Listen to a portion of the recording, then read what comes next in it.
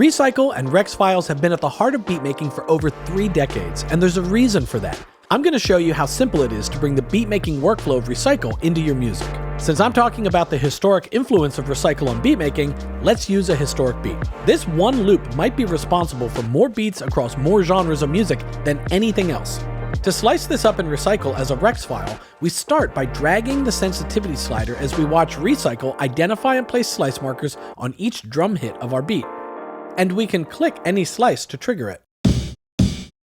This sensitivity slider will get most of them, but if you can see transient beats in the waveform without an automatic slice marker, simply drag the sensitivity slider higher until you see it appear.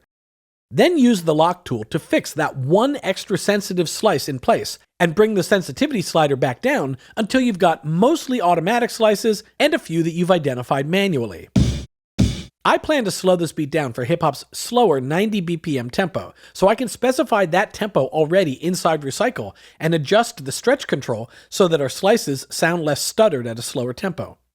I'll also activate ReCycle's transient shaping effects, which is a built-in compressor with some great presets like Heart Attack that sounds great on hip-hop drums. Trust me, you've probably heard this preset before. We can drag that Rex file over to Reason, and it will create a Dr. Octarex in the rack with our loop loaded. Let's add some effects for grit and color. And let's also shift the pitch of our drums a little lower.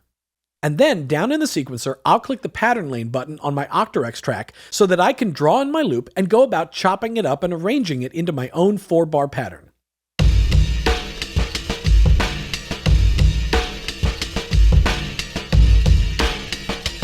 And it sounds totally classic because it is the classic ReCycle workflow.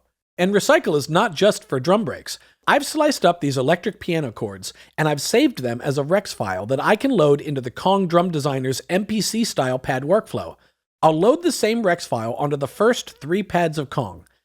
And I'll set each pad to the Nurse Rex module's 3rd hit type, which triggers a single slice from my Rex loop on each pad. The first pad is already set up to trigger the first slice by default. For the second pad, I need to turn off that default trigger, move to the second slice, and enable its trigger checkbox. We'll do the same for pad 3, and we can start juggling our piano chords live with our drum beat.